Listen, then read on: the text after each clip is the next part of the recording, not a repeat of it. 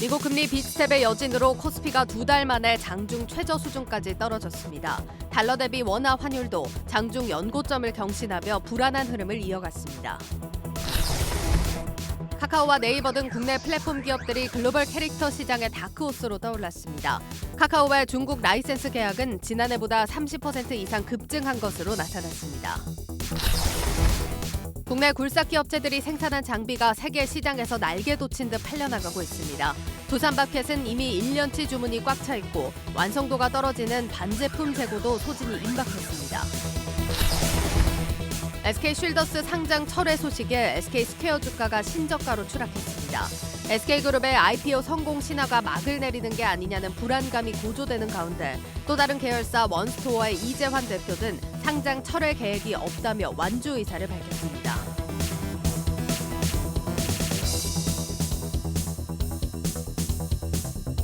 여러분 안녕하십니까? 5월 9일 뉴스플러스 시작합니다. 미 금리 빅스텝의 여파가 이거래일째 우리 증시를 짓누르고 있습니다. 국내외 증시 상황부터 진단합니다. 증권부 박혜린 기자, 글로벌 콘텐츠부 오민지 기자와 함께합니다.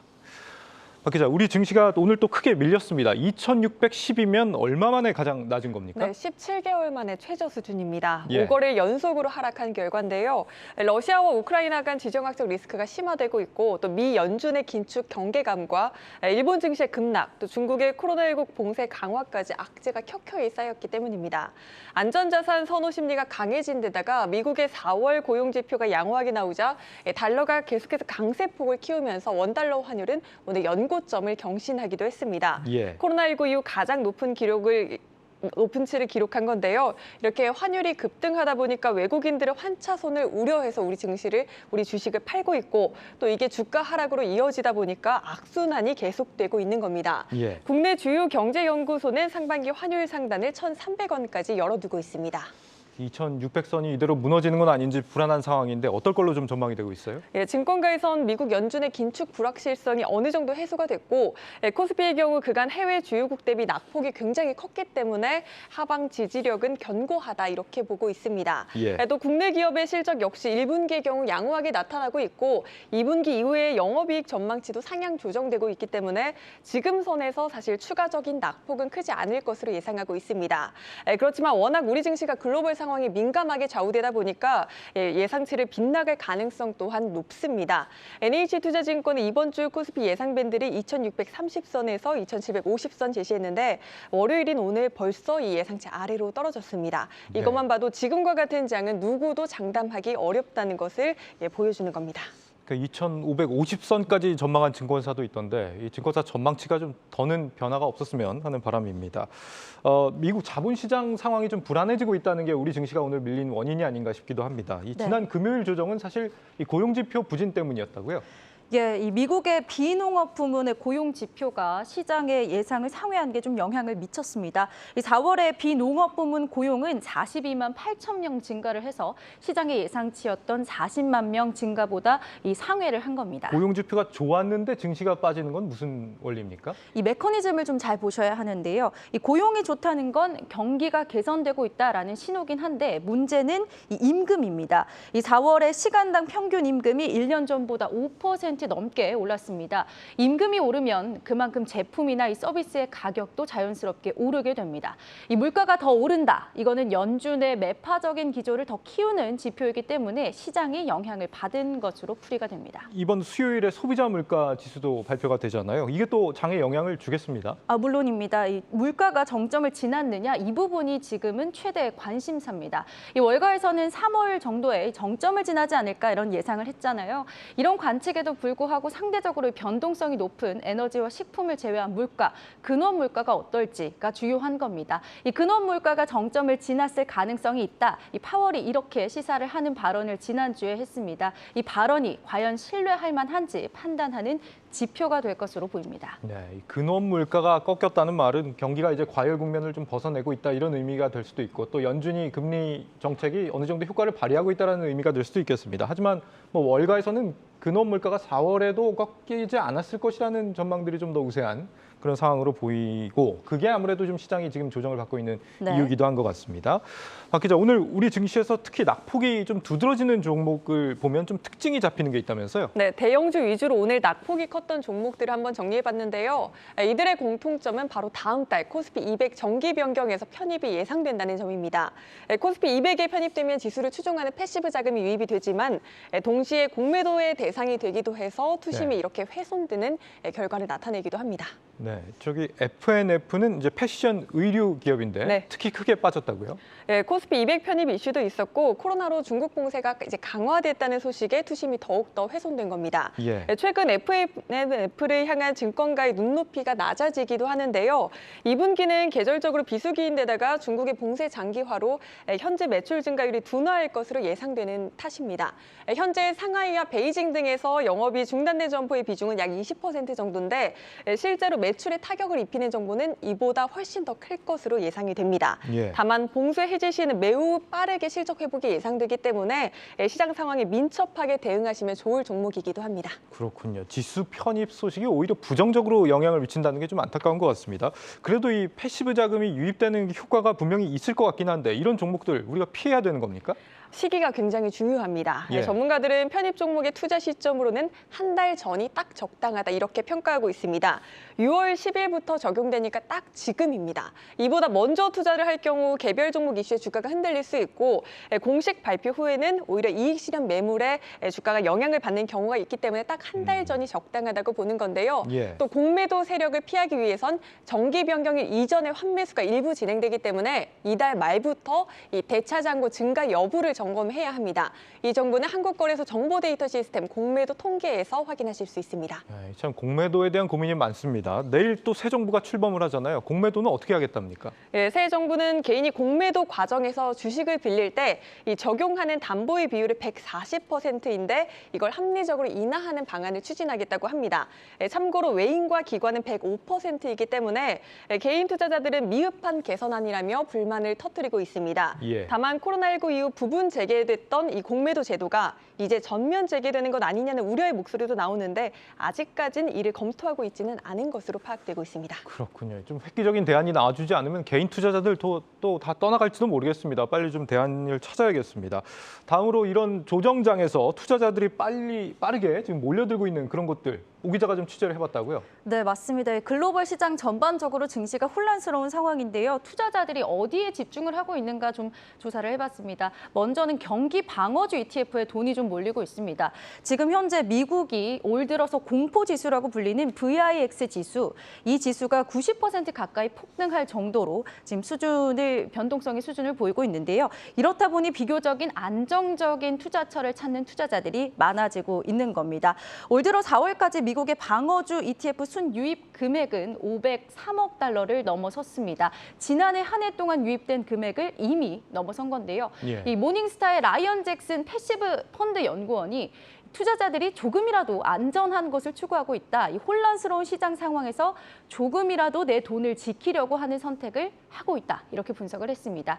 그러면서 올해 방어주 ETF 유입 수준 역대 가장 많은 수준으로 유입됐던 2020년을 넘어설 것이다. 이렇게 내다봤습니다. 그 ETF로 좀 위험을 좀 분산을 하면서 동시에 좀 안정적이라고 할 수 있는 경기 방어주죠. 경기 방어주를 선택하는 좀 보수적인 성향으로 바뀌고 있다 이런 얘기고 안전한 걸로 따지면은 채권 쪽 투자도 괜찮지 않나요? 네, 채권 쪽으로도 좀 관심이 몰리고 있는 상황입니다. 채권 수익률이 높아지고 있다는 것이 사실이기 때문인데요. 지난 금요일 미국 국채 10년물의 수익률이 장중에 3.146%까지도 오르면서 2018년 이후 최고치를 기록했습니다. 미국 국채 이 안전 자산 중에서도 가장 안전한 자산으로도 꼽히고 있는 투자 수단인데요. 때문에 장기 국채를 저가에 매수할 수 있는 기회냐, 이 타이밍으로 인식해도 되느냐라는 문제가 나오고 있습니다. 이 글로벌 유동성 축소로 이 주식과 채권 가격 모두 빠지고 있는 상황입니다. 빌 게이츠 등 이 월가의 좀 대형 큰 손들도 지금 조심하고 있는 타이밍이기 때문에 이 의견이 엇갈리고 있는 상황입니다. 실제로 금리 인상 흐름이 계속 두드러지면서 금리와 반대로 움직이는 이 채권 가격은 내리막길을 계속해서 보이고 있습니다.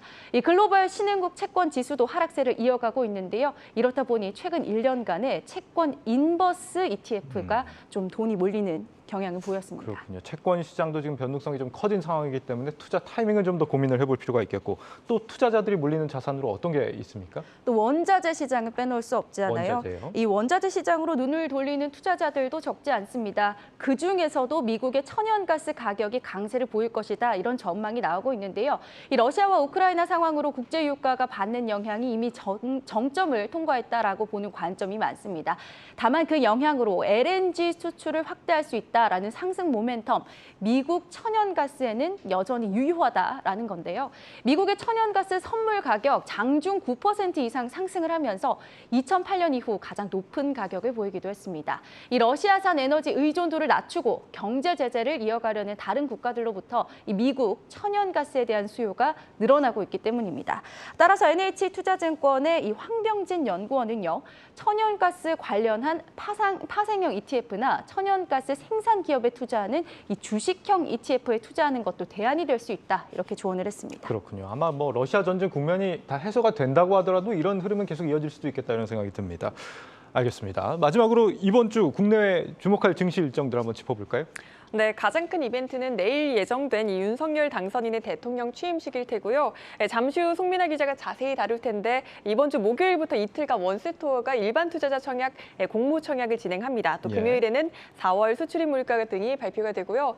또 이번 주에도 LG와 KT 등 주요 기업들의 실적 발표가 이어질 전망입니다. 해외 시장에서는 어떤 일정에 주목해야 됩니까? 네, 우선은 이번 주에 발표되는 주요 경제 지표들이 좀 많습니다. 챙겨보셔야겠고요. 11일에는 이 중국의 4월 PPI, 생산자 물가 지수, 또 CPI가 발표가 됩니다. 미국의 4월 소비자 물가 지수도 나옵니다. 또 12월에는 미국의 4월 PPI가 발표가 되고요. 13일에는 유로존의 3월 산업 생산 지수, 미국의 5월 미시간대 소비자 대기 지수 잠정치가 나옵니다. 지금 미국뿐만 아니라 중국도 지난 3월부터 좀 둔화하는 국면이 두드러지고 있는데요. 전문가들은 중국의 생산 차질이나 공급망 병목 현상이 글로벌 시장의 발목을 잡을 수 있다 이렇게 경고하고 있습니다. 이번 주에 미국을 비롯한 중국 등 주요 국가 지표들 함께 살피시면서 대응하셔야겠습니다. 예, 중국 4월 수출 증가율이 뭐 굉장히 좀 크게 둔화된 게 오늘 좀 지표로 확인이 됐는데 오늘 밤 미국장에서 좀 부정적인 요인으로 작용하지 않을까 하는 우려도 됩니다. 박혜린, 오민지 기자였습니다.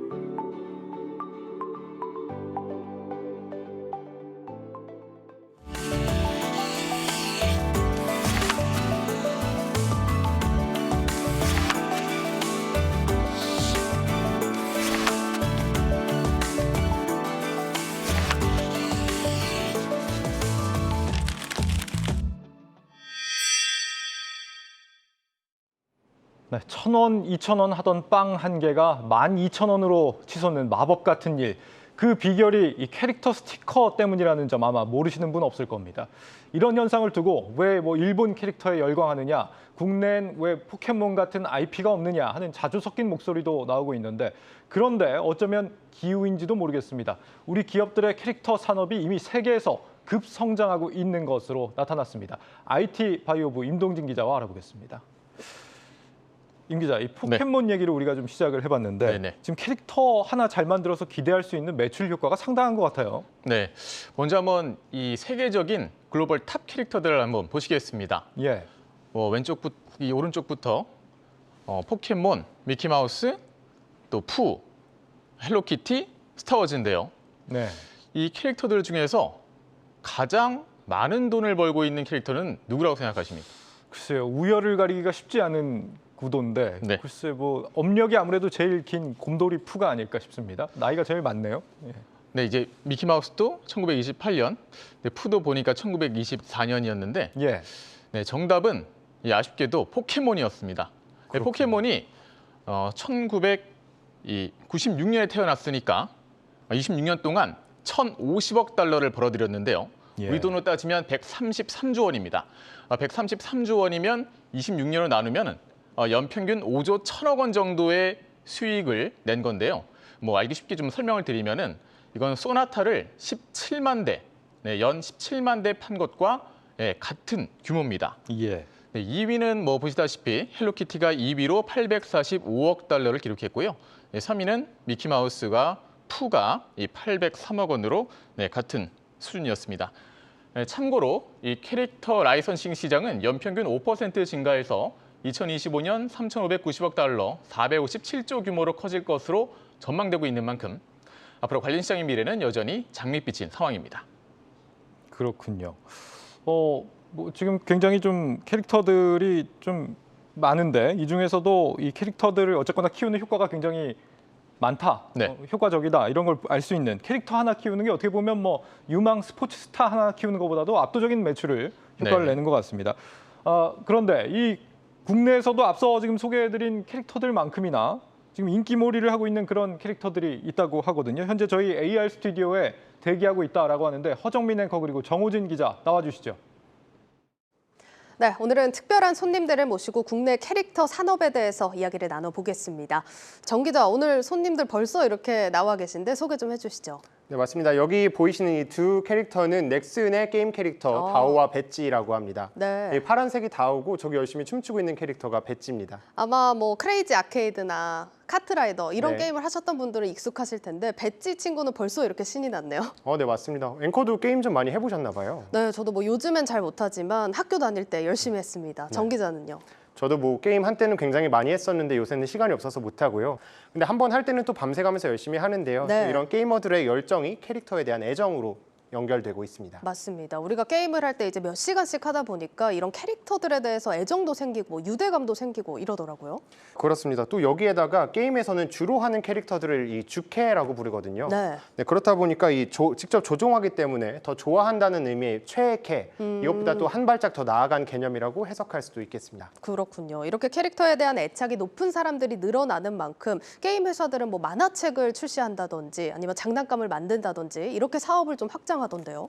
네, 맞습니다. 비교적 연령층이 낮았던 넥슨의 일부 게임 같은 경우는 이미 만화로도 만들어졌습니다. 네. 네, 그래서 넥슨의 메이플 스토리 만화책 같은 경우에는요, 10년간 1,800만 권 넘게 팔리면서 베스트셀러가 되기도 했고요. 넥슨의 크레이지 아케이드 캐릭터 같은 경우에는 역시 만화 영화로 제작돼 방송되기도 했습니다. 네, 그리고 넷마블과 NC소프트의 캐릭터들은 캐릭터 샵이 있어가지고요. 이 캐릭터 상품들로 만들어져서 판매되고 있습니다. 정 기자, 이렇게 게임 캐릭터들도 유명하지만 국내 캐릭터 하면 딱 떠오르는 캐릭터들이 있잖아요. 네, 맞습니다. 옆으로 한번 자리 옮겨보실까요? 예. 네, 카카오와 네이버의 캐릭터들을 소개해드리려고 합니다. 네, 라이언과 브라운 그리고 코니에 대해 소개해드리도록 하겠습니다. 굉장히 익숙한 캐릭터들입니다. 카카오 프렌즈도 라인 프렌즈인데 좀 네. 소개 좀 해주시죠. 네, 제 바로 앞에 있는 이 캐릭터가 카카오 프렌즈의 라이언이고요. 네. 허정민 앵커 앞에 있는 토끼 캐릭터가 코니, 그리고 그 옆에 있는 갈색 곰이 브라운입니다. 굉장히 익숙하신 캐릭터들이고 많이들 또 보셨을 텐데 지금이야 전 세계적으로 우리나라를 대표하는 캐릭터들이 됐지만 이모티콘에서 이런 캐릭터들이 또 출발하지 않았습니까? 네, 맞습니다. 현재 카카오톡의 국내 이용자 수가 월 5천만 명이 넘고요. 라인은 일본과 동남아시아 국가에서 가장 많은 이용자 수를 기록하면서 글로벌적으로 월 2억 명이 사용하고 있습니다. 네. 이용자가 이렇게 늘어나면서 캐릭터들의 인지도도 높아졌고요. 또 카카오와 네이버 같은 경우에도 이 브랜드 이미지와 이용자 충성도를 높이기 위해서 국내는 물론 해외에서도 다양한 캐릭터샵 매장들을 운영하고 있거든요.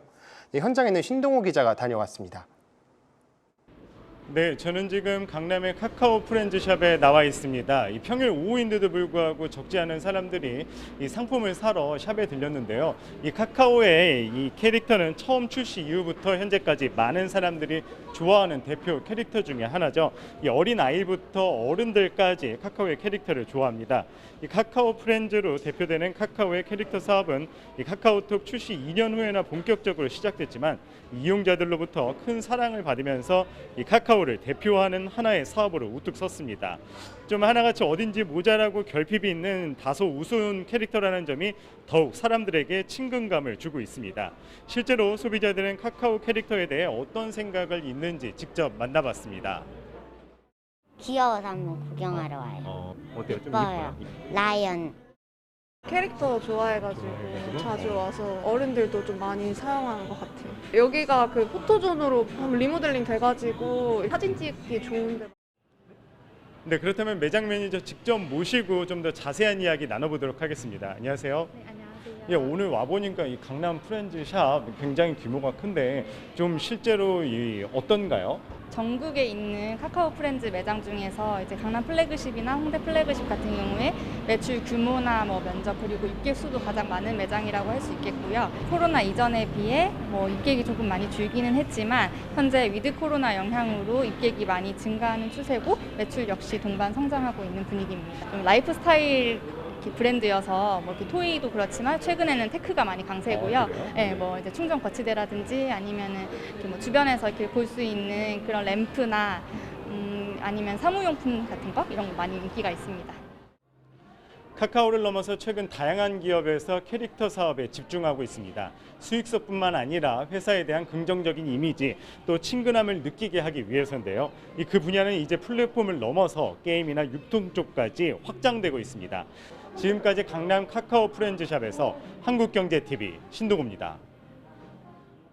네, 정 기자, 이 카카오 프렌즈와 라인 프렌즈 캐릭터들 조금 더 소개를 해주시죠. 네, 제 앞에 있는 이 라이언 카카오 프렌즈는 국내 선호도 1위 캐릭터입니다. 네. 그리고 또 최근에는 아시아를 빛낸 캐릭터 IP로도 꼽혔고요. 또 허정민 앵커 앞에 있는 이 두 친구는 라인 프렌즈, 최근에는 IPX로 사명을 바꿨습니다. 네, 글로벌 IP 거래량이 지난해 1조 원을 넘겼습니다. 그렇군요. 그리고 BTS와 함께 만든 BT21과 같은 이런 유명 아티스트와 함께 캐릭터 사업들을 진행하고 있고요. 또 최근에는 IP 3.0을 통해서 이용자들도 직접 캐릭터를 만들 수 있는 사업들을 준비하고 있습니다. 네, 이 캐릭터 사업 좋은 IP만 확보된다면 무한한 확장성에 있다는 점에서 매력적인 것 같습니다. 국내 기업들의 캐릭터 사업에 대해서 오늘 특별한 주인공들과 함께 했습니다. 스튜디오 받아서 이야기 더 이어가겠습니다. 네, 사실 몇 년 전까지만 해도 네. 뽀로로가 사실 대세 아니었습니까? 맞습니다. 예, 이제는 이제 카카오 프렌즈 캐릭터들이 좀 대세가 됐다 이런 것 같은데 네. 뽀로로가 진출한 국가가 130곳이 넘는다면서요. 네, 이 맞습니다. 카카오 캐릭터들은 어떻습니까? 네, 카카오는 현재 이 메이크업 브랜드 맥, 또 샴페인 모액상동, 미쉐린 가이드 등 글로벌 브랜드와의 협업을 진행하고 있고요. 뭐 특히 중국, 또 태국을 중심으로 라이선스 사업을 확대하고 있습니다. 중국의 경우 지난해 이 전년 대비 30% 이상 라이선스 계약이 늘었고 현재까지 350여 종이 넘는 콜라보 제품을 선보였습니다.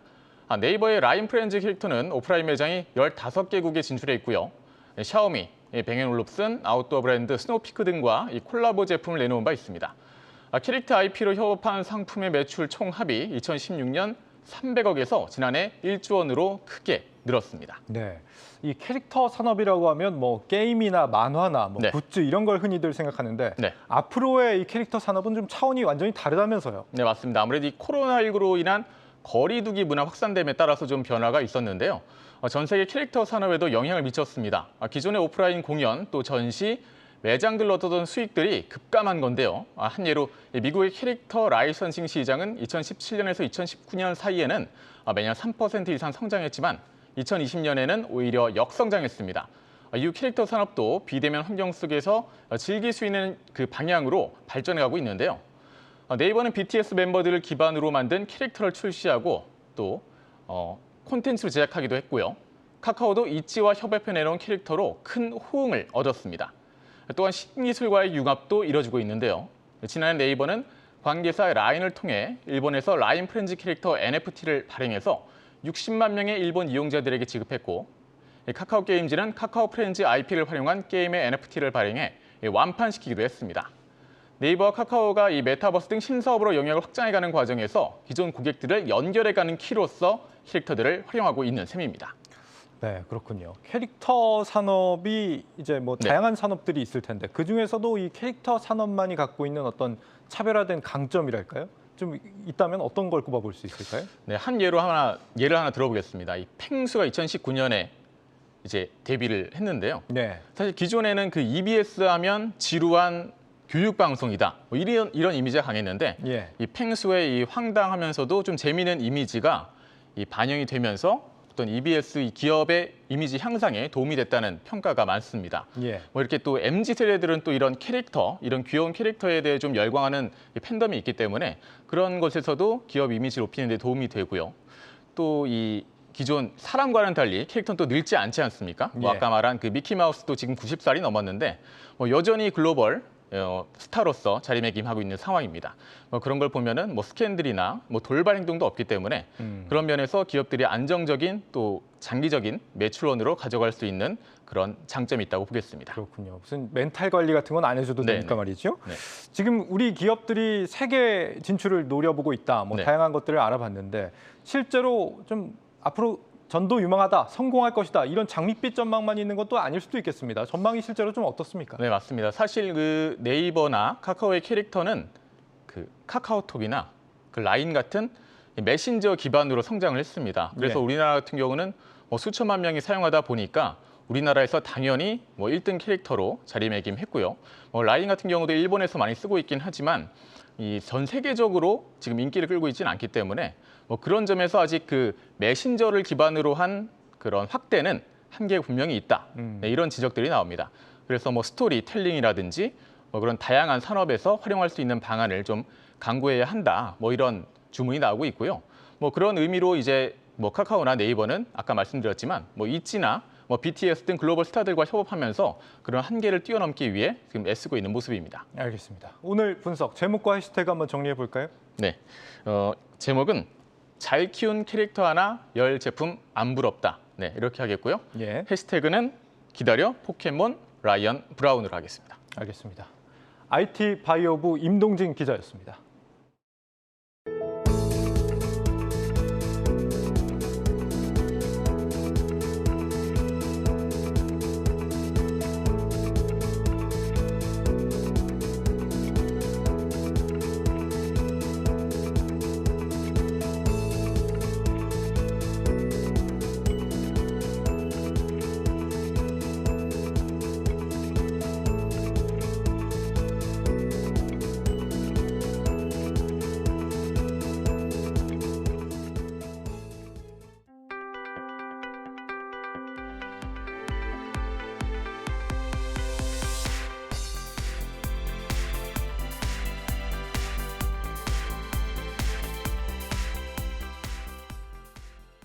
코로나 이후 멈췄던 경제가 다시 살아나면서 건설 현장에 특히나 활기가 돌고 있습니다. 특히 미국을 비롯해서 인프라 투자가 늘어나면서 우리 기업들 장비가 없어서 못 팔 정도라고 합니다. 어떤 내용인지 산업부 방서우 기자와 함께 살펴보겠습니다. 네, 방 기자, 우리 건설 장비 도대체 얼마나 잘 팔리고 있는 겁니까? 네, 일단 올해 1분기 기준 우리 굴삭기 수출액이 8억 5천만 달러, 네. 이제 우리 돈으로 하면 한 1조 830억 원 정도였습니다. 이게 지난해 같은 기간 대비해서는 한 5.6% 정도 증가한 건데요. 예. 이게 사실 뭐 증가율로만 보시면은 그렇게 크게 와닿지는 사실 않으시죠. 네. 네, 그런데 이게 자세히 뜯어보면은 굉장히 놀랍다는 점을 아실 수가 있을 겁니다. 이게 통상 이제 굴삭기 판매 같은 경우 이제 건설기계 수출 1위 국가인 이제 중국과 중국 매출과 좀 궤를 같이 하는데요. 이 중국은 보통 춘절 이후에 굴삭기 수요가 급증합니다. 네. 이제 그러니까 계절적으로는 한 2월에서 4월까지, 특히 3월이 최대 성수기입니다. 그런데 이제 중국에서 최근 코로나 재확산으로 좀 봉쇄 지역이 넓어지면서 네. 바로 이 중국으로의 굴삭기 수출이 3월 한 달에만 거의 90% 이상 급감했습니다. 그런데도 이제 전체 수출이 늘어날 수 있었던 건 이 중국 판매가 빠진 만큼 다른 나라로의 수출이 늘었기 때문인데요. 실제로 이제 굴삭기 수출 상위 이제 10개 국가 가운데 봉쇄 중인 중국, 그리고 전쟁 중인 러시아를 제외한 모든 곳으로의 수출이 늘었고요. 특히 수출 2위 국가인 미국으로 지금 한 3월 한 달간 719억 원 정도의 굴삭기가 수출됐습니다. 네. 이게 지난해 같은 기간으로 치면 한 30% 정도 늘어난 규모인데요. 이게 결국 중국에서 좀 이게 까먹은 것을 미국에서 만회하고도 남은 겁니다. 따라서 이제 두산 밥캣이라든가 또 현대 두산 인프라코어, 그리고 현대 건설기계로 대표되는 우리 건설기계 삼총사의 1분기 실적도 좀 이런 중국향 수출이 쪼그라든 것 치고는 매우 선방했다는 해석이 지배적입니다. 네, 그러니까 중국의 수요 부진을 미국에서 만회를 해줬다 이런 얘기인데 미국이 특히나 급격히 늘었습니다. 뭐 이런 부분 인프라 투자가 좀 확대됐다 이런 영향을 받았다라고 좀 해석을 해야 될까요? 예, 정말 그럼 공급 대비 수요 수요가 굉장히 강력하기 때문입니다. 일단 모기지 금리가 좀 전 세계적으로 오르고 있는데도 지금 주택 시장이 좀 초강세를 보이면서 어떤 신규 주택 허가 건수라든지 또 착공 건수가 최대치를 경신했습니다. 또 이제 다른 기반 시설이나 인프라 투자도 굉장히 견조한 상황이고요. 그리고 또 하나 이제 눈여겨보실 지표가 이제 미국에서 이제 굴삭기 가동 시간이 지난해 11월 이후 꾸준히 증가하고 있는데요. 이게 3월 들어서는 한 달 동안 74시간이나 가동됐습니다. 이제 코로나19 이후 심할 때는 월 평균 굴삭기 가동 시간이 좀 한 50시간 밑으로 내려갔던 것을 감안하면 가동 시간이 한 50% 이상 늘어난 것이고요. 사실상 코로나19 이전 수준으로 돌아간 셈입니다. 이게 좀 왜 의미가 있냐면요. 이게 보통 굴삭기를 설계할 때 한 연간 1000시간 정도 가동되게끔 설계를 합니다. 그럼 대충 뭐 12개월 12달로 나눠보면은 한 달에 한 100시간 정도 가동된다는 이제 계산이 나오는데 이게 그렇게 100시간을 다 채워서 가는 게 아니라 예를 들어 뭐 날씨라던가 또 뭐 휴일 이런 걸 감안하면 100시간을 채우기가 쉽지가 않습니다. 그러니까 74시간, 한 달에 74시간이라는 건 굉장히 좀 최대치로 돌렸다는 소리겠죠. 따라서 이제 또 미국의 굴삭기 수요가 또 이제 얼마나 강력하냐 이런 걸 또 설명을 해드리면요. 전 세계적으로 이제 원자재 가격이 오르면서 좀 굴삭기를 만드는 재료와 부품 가격도 올랐습니다. 지금 이제 그림을 보시면 지금 이제 왼쪽에 있는 게 이제 버킷. 이제 그 굴삭기에 좀 이렇게 퍼 올리는 부분, 요 부품인데 요게 지금 1년 새 한 18% 정도 가격이 올랐고, 그리고 옆에 보시면 요 길다란 이제 막대가 구부러진 모양이 있죠. 이건 이제 짐을 좀 올리는 이제 붐 머신이라고 하는데 요것도 지금 한 5% 정도 올랐습니다. 따라서 우리 건설기계 업체들이 좀 이런 것들을 반영해서 인상을 할 수밖에 없겠네요. 그렇죠. 굴삭기 제품 판매 가격을 올렸는데도 북미에서 지금 매출이 거의 뭐 한 최대 50% 가까이 상승했다고 합니다. 자, 특히 이제 미국 시장이 주 무대인 두산 밥캣 같은 경우는 지금 뭐 거의 현재 주문이 한 1년치나 밀린 것으로 알려졌고요. 이 말은 이제 주문이 밀렸다는 건 아무래도 별도의 마케팅이 없어도 일단 굴삭기를 만들기만 하면 즉시 판매가 가능하다는 얘기입니다. 또 이제 보통 이런 업체들이 이제 반제품이라고 해서 좀 부품이 몇 개 빠진 제품, 한 완성도가 한 98% 정도 되는 제품들도 이제 재고로 보유하고 있는데요. 코로나19 이후 부품 공급에 차질이 생기면서 이제 두산 밥캣 같은 경우도 이런 반제품 재고를 한 1000대가량 가지고 있습니다. 이런 완성도가 떨어지는 제품들도 이제 부품 확보하는 대로 좀 조립을 해서 내다 팔아야지만 이 밀려드는 주문을 겨우 감당할 수 있을 정도라고 합니다. 정말 없어서 못 팔고 있는 상황인 것 같은데, 아까 들어보니까 이제 미국 말고도 다른 나라에서도 좀 수요가 많이 늘어나고 있는 것 같던데 어떤 나라들 좀 주목을 해야 될까요? 일단 현재로서는 중국과 러시아만 아니라면 뭐 사실 대부분 희망적인 시장이라고 보시면 되는데요. 일단 미국을 비롯한 선진국에서 이제 건설 수요가 높다면 이제 중동이나 중남미 또 이제 동남아 이런 신흥국이나 또 호주에서는 채굴 수요가 굉장히 강합니다. 여기서는 이제 현대건설기계라는 업체가 좀 두각을 나타내고 있습니다.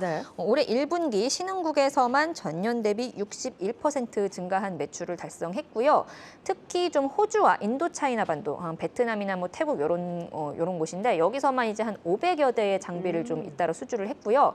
원자재 가격이 오르면서 이러한 채굴 수요는 앞으로 더욱 증가할 전망입니다. 이런 것들을 반영해서 이제 현대건설기계 같은 경우 올해 아시아 그리고 이런 대양주 지역에서 지난해 대비 30% 이상 늘어난 3,300대의 건설 장비 판매를 목표로 하고 있습니다. 네, 알겠습니다. 자, 그리고 하나 또 짚어볼 부분이 러시아 우크라이나 전쟁 이후 시나리오에 대해서 요즘 거론이 많이 되고 있습니다. 당연히 전쟁이 끝난다면 재건 수요 또 많아질 텐데 우리 기업들 좀 이런 부분에 좀 영향을 받을 수 있을까요?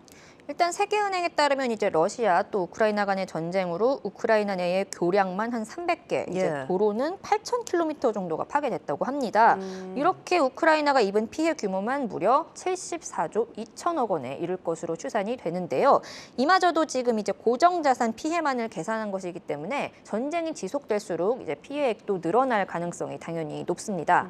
하지만 이제 재건이라는 게 보통 종전에 대한 그림이 어느 정도 나와야지만 이게 논할 수 있는 것이기 때문에 지금으로선 차라리 러시아향 수출 비중이 낮은 것을 좀 리스크 해소 요인으로 봐야 한다는 게 전문가들 분석입니다. 알겠습니다. 뭐 이런 부분 기대를 가지기에는 아직은 좀 시기상조인 듯합니다. 자, 그럼 마지막으로 일단 미국에서 수요가 늘어나면서 중국 수요가 부진한 걸 만회했다 이렇게 좀 설명을 해주셨는데, 하지만 가장 큰 시장이 중국인 만큼 이쪽 부분 좀 수요가 회복이 돼야 좀 좀 의미가 있지 않을까요? 예, 이제 코로나 재확산 기조 아래에서도 좀 중국은 좀 경기 부양을 위한 투자를 늘려서 경제를 안정화시킬 그런 방침을 가지고 있습니다. 올해 중국의 인프라 투자 계획은 최근 2년 평균을 상회하면서 연간 건설 시장 성장률이 한 6.5%에 달할 전망이고요. 네. 이제 중국 지방 정부들도 아무래도 이제 중앙 정부 기조에 따라서 지역별로 최대 10% 이상 투자를 늘릴 계획입니다. 결국 이제 시간 문제입니다. 코로나 재확산세가 안정된다면 이런 중국향 매출도 제자리를 찾는 것을 넘어서 그야말로 억눌렸던 인프라 투자 수요를 무섭게 흡수할 것으로 보이고요. 예. 그리고 이제 아까 앞에도 잠깐 말씀을 드렸는데 좀 원재료 가격 인상분을 그대로 판가에 전가한 상황에서 좀 마케팅 비용 부담까지 지금 덜은 상황인 거잖아요. 따라서 이런 고마진 판매가 좀 이제 뭐 중국이든 미국이든 굉장히 전 세계적으로 당분간 이어질 것으로 보이고요. 이에 따라서 증권가에서는 올해 건설기계 3사의 매출과 영업이익이 각각 9% 그리고 20%씩 성장할 것으로 내다봤습니다. 알겠습니다. 고공행진하고 있는 굴삭기 기업들 현황 또 짚어봤습니다. 산업부 방서우 기자였습니다.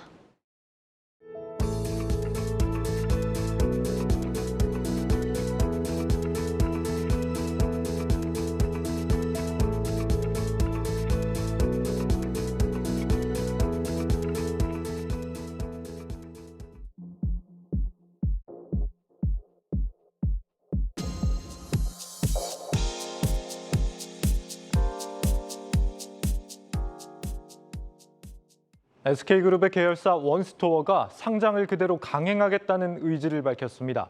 지난주 SK쉴더스 상장이 불발된 상황에서도 희망 공모가를 그대로 유지하면서 흥행 여부에 대한 불신이 커지고 있습니다. 송민아 기자입니다. 원스토어는 상장을 포기한 SK쉴더스와는 다르다며 이번 상장에 자신감을 보였습니다.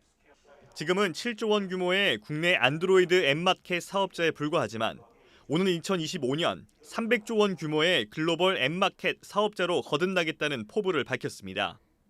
이 iOS에서도 제3자 앱마켓을 허용해야 한다는 이 법안이 올해 안에 미국과 유럽에서 통과될 가능성이 매우 높기 때문입니다. 원스토어는 이 iOS 시장의 문이 열리는 즉시 이 시장에 뛰어들어서 사업을 할 수 있는 준비를 모두 갖추어 두고 있습니다.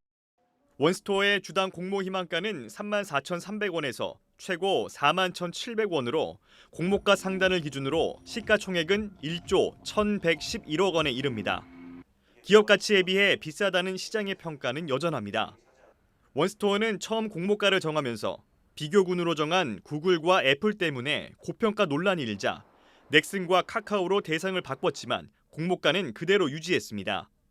지난해에도 57억 원의 영업 손실을 내면서 1년 전보다 오히려 적자폭이 커진 것도 눈총을 받을 부분입니다. 이에 대해 원스토어 측은 주가 매출 비율인 PSR을 놓고 보면 공모가가 비싼 것은 아니라는 입장입니다. 밸류에 대해서는 PSR도 시장을 반영하는 거기 때문에 그 부분들을 저희가 조정을 해서 저희가 계속 왔던 부분입니다. 그러다 보니까 이제 저희 입장에서는 그 논란이라는 게 경기에 대한 부분들, 그다음에 또 저희의 적정한 필요가 없다는 사업적인 유니크함 때문에 발생을 했다고 생각을 하고요. SK그룹은 최근 2년 동안 4개의 알짜 기업을 상장시키면서 IPO 흥행 기록을 써왔습니다. 특히 현재 상장을 준비 중인 계열사만 10여 개에 달해 이번 원스토어의 IPO 흥행 성공 여부가 더욱 주목받고 있습니다. SK그룹의 IPO 시험대에 오른 원스토어는 오늘과 내일 수요 예측을 거쳐 오는 12일부터 일반인 청약에 들어갑니다. 한국경제TV 송민아입니다. 퇴직금 재원을 회사가 운영하다가 직원이 퇴직할 때 정해진 금액을 지급하는 이른바 DB형 퇴직연금은 그동안 은행에 거의 방치되다시피 했습니다. 국내 전체 퇴직연금의 60%가 DB형이다 보니 규모만 150조 원이 넘는데 그런데 올해부터 관련법이 바뀌면서 이 자금이 증시로 유입될 가능성이 높아졌습니다. 배성재 기자입니다. 퇴직연금의 99%를 확정급여형으로 운용 중인 현대자동차. 최근 3년간 운용 수익률이 2%대 초반으로 같은 기간 임금 상승률인 3.9%의 절반 수준입니다. 현대차만이 아닙니다. 지난해 국내 DB형 퇴직연금 가입 기업들의 투자 수익률은 평균 1.5%에 그쳤습니다. 이유는 DB형 자금의 95%가 원리금 보장 상품에 예치되면서 사실상 방치되어 왔기 때문입니다. 낮은 퇴직연금 수익률은 기업에겐 재무적인 부담으로 노동자에겐 수급 위험으로 작용합니다. 운용 수익률이 나쁘면 기업은 매년 추가로 쌓아야 할 적립금 부담이 크게 늘어나게 됩니다. 기비형 퇴직연금 같은 경우에는 부채이기 때문에 연금 부채라는 걸 재무관리 관점에서 판단을 해서 관리를 해줘야 돼요. 근데 지금까지는 그런 인식이 사용자한테도 좀 부족하지 않았나 하는 생각이 들고요. 그게 또 얘기했듯이 근로자의 수급금과도 직결되는 상황입니다. 지난 4월 근로자 퇴직급여 보장법 개정으로 300인 이상 기업들은 올해 내에 적립금 운용위원회를 구성해야 합니다. 위원회는 적립금 운용 계획서를 의결하고 적립금 과부족과 목표 수익률 등을 결정합니다. 전문적인 운용이 필요하다 보니 외부 위탁 운용 관리가 늘어나게 되고 주식 편입 비중도 자연스럽게 높아질 것으로 보입니다. 증권업계는 이 같은 제도 변화를 기회로 보고 앞다퉈 OCIO 시장에 참여하고 있습니다. 한편 퇴직연금의 또 다른 한 축인 확정 기여형에도 변화가 불가피합니다. 오는 7월에는 DC형에서 디폴트 옵션이 시행에 들어갑니다. 디폴트 옵션이란 가입자의 투자 지시가 없을 경우 사전에 가입자가 지정한 상품의 퇴직연금을 운용하는 제도입니다. 새 정부가 대대적인 연금 개혁을 예고한 가운데 기업과 수급자의 부담은 덜면서 투자 수익률은 높이기 위한 시도가 본격화하고 있습니다. 한국경제TV 배성재입니다. 코로나 완화 분위기 속 해외여행 고객 유치가 금융권의 새로운 격전장으로 떠올랐습니다. 환전 이벤트에다 여행자 보험과 면세점 카드 할인 강화까지 마케팅이 치열해지고 있습니다. 장슬기 기자입니다. 저비용 항공사 1위인 제주항공이 다음 달부터 부산 싱가포르 노선 운항을 재개하기로 했습니다. 코로나19 여파로 운항을 중단한 이후 2년 4개월 만입니다. 실제 최근 한 달간 해외 항공권 판매와 해외 현지 투어 상품 판매는 각각 800%가량 급증했습니다. 이처럼 거리두기 해제로 하늘길이 다시 열리자 금융권의 마케팅 키워드 역시 환전과 여행자 보험으로 급전환했습니다. 현재 은행권에서는 해외로 떠나는 여행객을 잡기 위해 환전 거래 고객을 대상으로 한 환율 우대 이벤트가 한창입니다. 실제 외화 예적금보다 환전 수요가 빠르게 증가하면서 시중은행들의 환전 수수료 수익도 올해는 코로나19 팬데믹 이후 최대치를 나타낼 것으로 전망되고 있습니다. 코로나19로 가장 큰 타격을 받았던 여행자 보험도 올 들어 판매 증가율이 100%를 훌쩍 넘어서는 등 활기를 띠고 있습니다. 시장 선점에 나선 보험사들은 여행자 보험에 휴대폰 손해보장은 물론 항공기 지원과 해외여행 중 자택의 도난 손해까지 다양한 특약을 마련했습니다. 한편 해외여행 수요가 늘고 있는 만큼 금융상품을 악용하는 사례 역시 늘고 있어 주의가 필요하다고 금융감독원은 당부합니다. 금감원은 이날 여행자 보험 휴대폰 도난과 파손 담보를 악용해 잃어버리지 않은 물품을 허위로 청구한 191건의 사례를 적발하기도 했습니다. 여행자 보험금 청구 시 도난 파손된 휴대폰 관련 서류를 조작하거나 피해물을 끼워 넣는 행위, 동일 물품에 대해 보험금을 허위나 중복으로 청구하는 행위는 소액이라 하더라도 보험 사기에 해당될 수 있으니 SNS를 통한 보험 사기 방법에 현혹되지 않도록. 여름 휴가철을 앞두고 여행자 보험 마케팅이 더욱 활발해질 것으로 전망되는 만큼 금감원은 여행자 보험 관련 보험 사기에 대해서도 수사를 적극 지원한다는 방침입니다. 한국경제TV 장슬기입니다.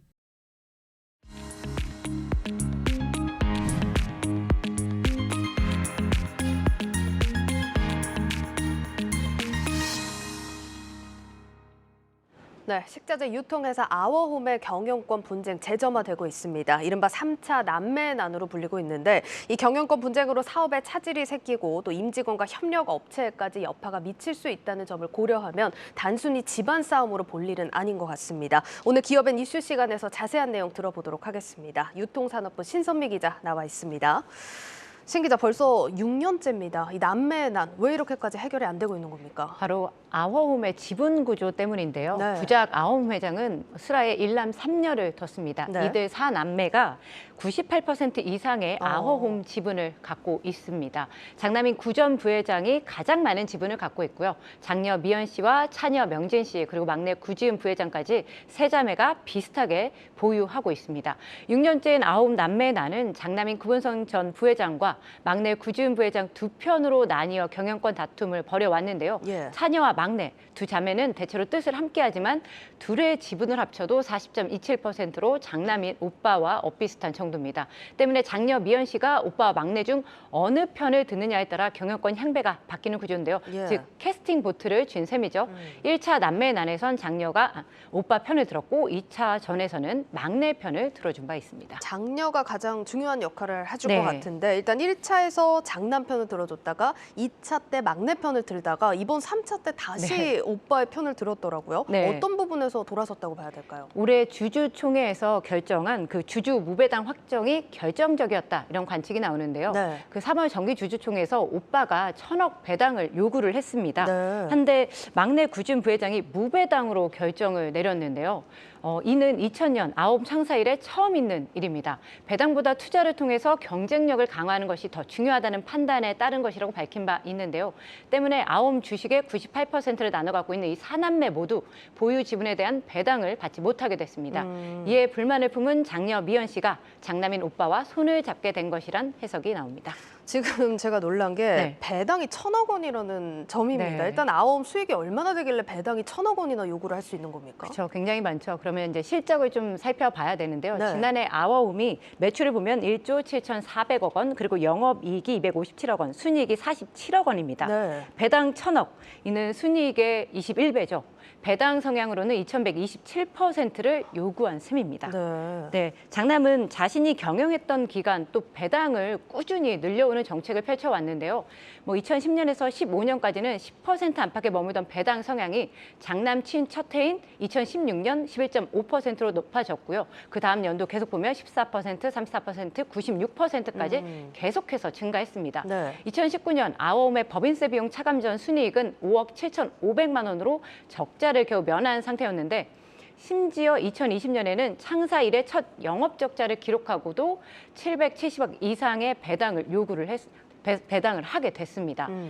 당연히 직원들로선 회사의 발전보단 개인의 사리 사옥을 채우는 장남의 행보가 달갑게 보일 리가 없습니다. 때문에 이제 교섭권을 갖고 있는 아홉 노조가 장남을 비판하고 나섰는데요. 무능과 비도덕성을 이유로 장남의 경영 복귀를 반대하는 한편 회사의 경영 안정을 뒤흔드는 사태를 절대 좌시하지 않겠다는 입장입니다. 더욱이 장남은요, 60억 원대 횡령 배임 혐의로 경찰 수사도 받고 있습니다. 들어보니까 이제 막내가 왜 무배당 정책을 제시했는지 좀 이해가 되는데 일단 네. 배당률이 이렇게 높은 회사들이 좀 드물지 않습니까? 그렇죠. 그래서 좀 한번 기업들을 좀 살펴봤는데 네. 일반적으로 이제 배당금은 통상적으로 순이익의 30% 정도를 할당을 좀 합니다. 나머지는 이제 회사 발전을 위한 투자 목적으로 배정을 하는 게 일반적이었는데요. 예. 기업의 성장 동력과 사업자 지원 등으로 써야 할 자금마저도 남기지 않고 모조리 배당을 한다면 기업은 멈추거나 퇴보할 수밖에 없기 때문입니다. 지난 30년간 업계 1위 자리를 굳건히 지키고 있는 종합식품기업이 바로 아워홈인데요. 오너의 사리 사고로 인해 제때 투자를 못한다면 아워홈의 1만여 직원, 여기서 더 나아가면 이제 협력업체까지 그 여파가 미칠 수 있다는 점에서 좀 피해가 더 커질 수밖에 없다, 이런 우려가 나옵니다. 지난해 6월 신임 대표로 선임된 막내 구지은 부회장은 변화를 주도하며 아워홈을 다시 흑자로 돌려놨습니다. 예. 이제 고배당 정책 기조가 계속된다고 한다면 아무래도 이제 지금 추진 중인 신사업에도 제동이 걸릴 수밖에 없다, 이런 지적이 나옵니다. 네, 일단 분쟁이 계속되고 있다 보니까 쉽지는 않은 상황인 것 같은데 네. 일단 3차, 이제 남매나 3차전입니다. 네. 향방이 어떻게 될까요? 지금 장남과 장녀 연합에 다시 또 균열 조짐이 보이고 있어서요. 예측하기가 좀 어렵긴 합니다. 네. 장남의 힘을 보탰던 이 장녀 구미연 씨가 돌연 임시 주주총회 소집 허가 신청을 철회를 했습니다. 처음으로 입장 표명을 한 건데요. 본인은 신청을 한 사실이 없고 추가로 선임될 48명의 이사를 지정한 적도 없고 누구를 지정했는지도 모른다, 이렇게 내용 증명을 통해서 아워홈에 보낸 겁니다. 예. 장녀 구미연 씨가 장남에게 완전히 등을 돌리게 된다면 현재의 분쟁은 강제적으로 종료될 것이라는 의견이 우세합니다. 이제 좀 주목해야 될 것은 장남과 장녀가 힘을 합쳐서 동반 매각을 하느냐, 아니면은 장녀 혼자 단독으로 매각할지의 여부인데요. 만약 같이 매각할 경우에는 이제 경영권까지 위태로워지는 상황이기 때문에 좀 주목해서 봐야 할 것 같습니다.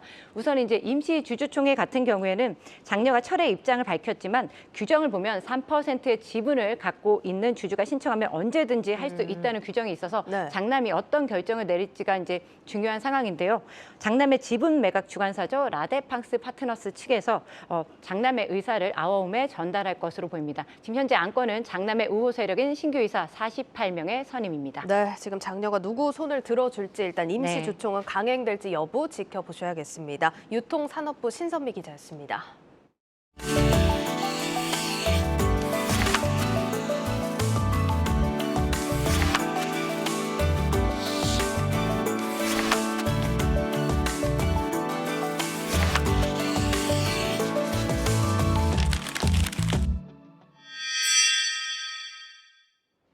네, 요즘 넷플릭스 주가도 구독자도 곤두박질 치고 있는 상황입니다. 넷플릭스 위기가 OTT 위기가 아니냐 하는 우려도 나오고 있는데 산업부 양현주 기자와 함께 살펴보죠. 양 기자, 지금 넷플릭스 상황이 어떻습니까? 네, 주가 그래프를 먼저 보시겠습니다. 작년 11월 주당 691달러였던 주가는 6개월 새 200달러 아래로 뚝 떨어졌습니다. 두 번에 걸쳐 큰 폭으로 떨어졌는데 모두 실적 발표 직후입니다. 바로 구독자 수 때문인데요.